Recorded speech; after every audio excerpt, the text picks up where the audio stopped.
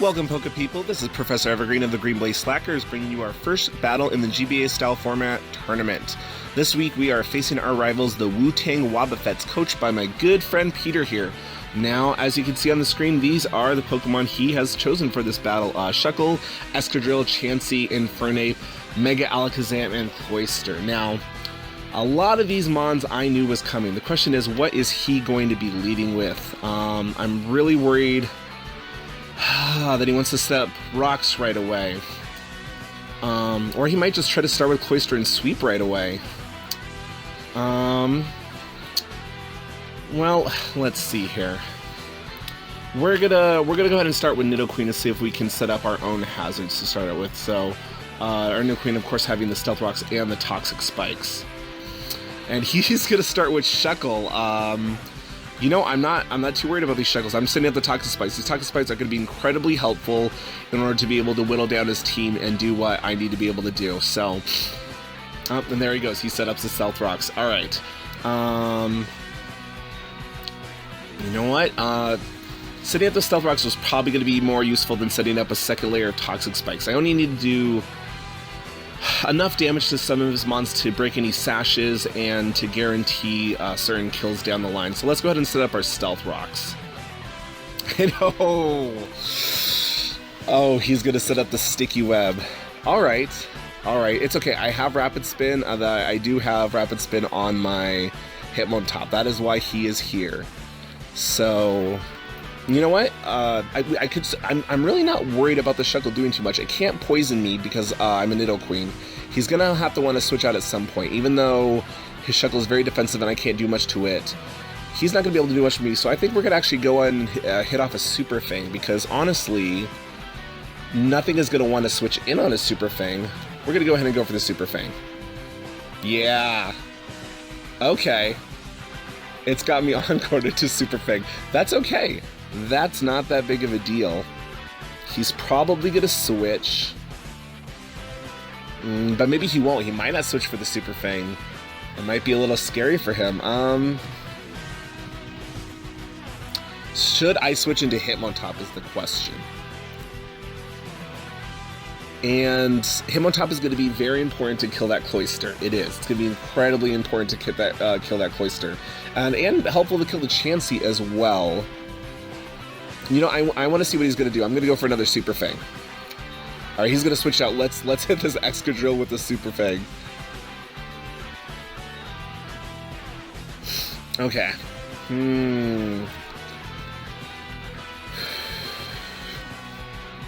So let's see here. Obviously, he's going to want to go for Earthquake.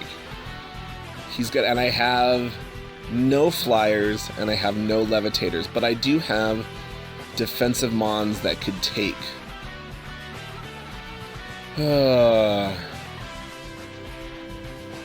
Let's see.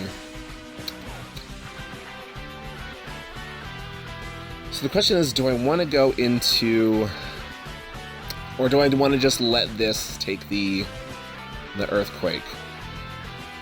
Honestly, Nidoqueen's done her job. Let's just keep going for Super Fang. If I end up dying, that's okay. I think Nidoqueen has done what she needed to do. I don't need her to be around anymore.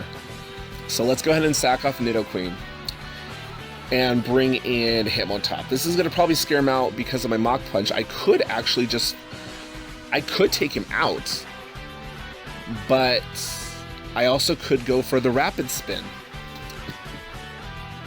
Ooh, this is actually a tough one. Okay, what does he want to switch into a Mach Punch? Cloyster doesn't want to switch into a Mach Punch, even though it's pretty defensive. Shuckle's pretty much the only thing that wants to switch into a Mach Punch. And even then, he's low. He'll get Toxic from the Toxic Spikes. Chance is not going to want to. Alakazam, you know what? Let's go for the Mach Punch. Let's see what he has in store. All right, we're going to take the Excadrill out. That's perfect. What is he going to bring in? What is he going to bring in on my Hitmontop? So I do want to Rapid Spin at some point. Ooh, the Alakazam. Okay. So he's going to want to go for a Psychic move, and it's either going to be the Metagross or my Umbreon, but I think I should just start right off with my Umbreon. Let's switch into Umbreon. These are my dedicated switches into Mega Alakazam. That is why they're here. Especially Umbreon, who could just take... Oh, ooh. Could take the attack pretty well, but... Ooh. He predicted me pretty well. I did not... I expected him to be too worried. The Hitmontop might be Assault Vested, or, you know, the Focus... If I was an Assault Vest Hitmontop, which is very plausible, I could have taken that Focus Blast pretty well. So I expected him to want to go for the Psychic move and then switch up to the Focus Blast if I switched into Umbreon, but he pretty nicely actually... Okay, I'm at 38%, and let's see, how much did that... It did 55.7, okay. So he's going to be able to outspeed and kill me with one more Focus Blast. Do I need Umbreon for anything else? Can I sack it off? I mean, the main reason why it's here is for this Alakazam. I knew I was going to be able to take one Focus Blast. I knew that. So I was going to hit it with a Foul Play while... But it's... I got to give him props. It was a very good prediction on his part. So, at this point, do I need Umbreon for anything else? It'll be neutral damage on Metagross. You know what? Let's switch into Metagross. Let's do it.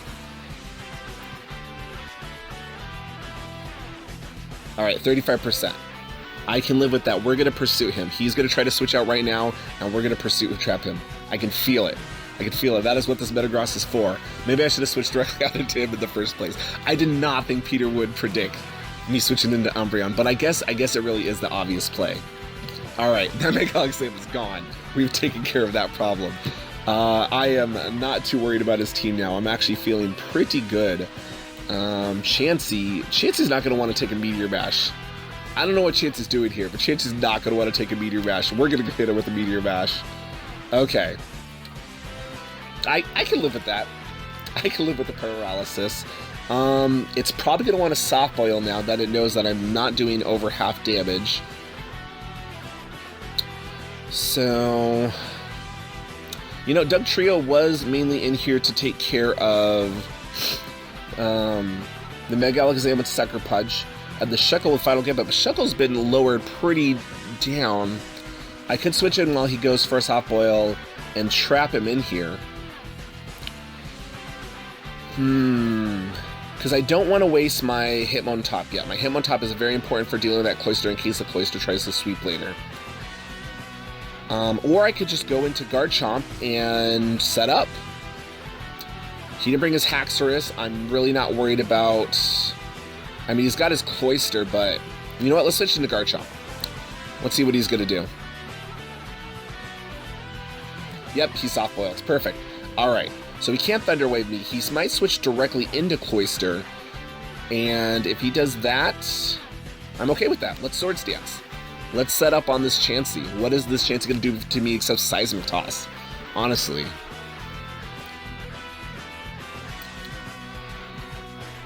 Okay. I don't know if that was a misclick, or if Peter forgot that I am Ground type, so I am immune to Thunder Wave. But I will take that Swords Dance. And is there anything on his team that wants to take an Outrage? He has no Fairy types. You know, let's just start outraging. Let's do it. Alright, there's Chansey taken care of. Is he going to bring his Cloyster in now, knowing that he is defensive and maybe he can get a Shell Smash up and then try to sweep me at this point? Yes, he is. Although I broke any potential Focus Sash for that, so let's go ahead and hit Outrage and see how much... Oh, he's just going to try to take me out with Icicle Spear. Fair enough, fair enough. Alright, let's bring in our Hitmontop. Now, I don't think he's going to be expecting this. We got a Vacuum Wave him. That's right, I've invested in a special attack. This shouldn't take him out at this point, but if he does try to Shell Smash, then they're priorities, so two of them will definitely take him out. Let's see what it does. Yep. Oh! Alright, so he knew I was going to deal with him, and he had Explosion. Oh, that is great. That is great. Okay. Well, Hitmontop's done his job. Let's try to get a rapid spin off just in case. Ooh. Okay. This is a little problematic.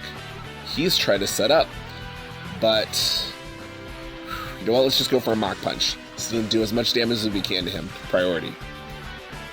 Oh, that is unfortunate. He is not going to be able to... I mean, I don't think he was going to be able to sweep me anyways. I also had priority Sucker Punch with Dugtrio. So there was no way he was going to be... I could trap him with Dugtrio. He would be forced to go for a move or keep nasty plotting. So I pretty much had him there. There was nothing... I think the match is pretty much over at this point. Let's go ahead and go for a Mach Punch. No, that does like nothing. But that's okay. With the poison on the board, we are going to be able to take him out right now. Now that was pretty now it is 4-0, but that was a pretty good match overall. I got to give Peter props. He definitely had a couple things I was not expecting. Explosion on Cloyster. I was expecting him to have a focus, sash, sweeping set on that, like for sure. Shell smash, sweep. And I came prepared for that, so it's actually in his benefit that he did not come with that. But Explosion on Cloyster, was definitely not expecting that. The one main thing I would say on this team that I was most scared of was Mega Alakazam, and when I got my Metagross in there and Pursuit trapped him, there's pretty much nothing he could do. The only thing I would say is if he had kept his Mega Alakazam away from me until he could have taken care of my Metagross, this battle could have been very different. Metagross and Umbreon were my only two things to take care of the Mega Alakazam, and as you saw, Umbreon took way too much damage to that Focus Blast. I knew it would, but I knew it would survive with the way I trained it. I knew it would be able to take two of them, and I really did not think he would. It was a really good prediction on his part when he switched to Umbreon. The best prediction he could have made after that, honestly, would have been to switch out into something to face Metagross, because that was honestly the tipping point right there when my Metagross took him out. Anyways, thanks for watching, guys. We're gonna have more matches coming for you guys later. Until next time, this is Professor Evergreen slacking off.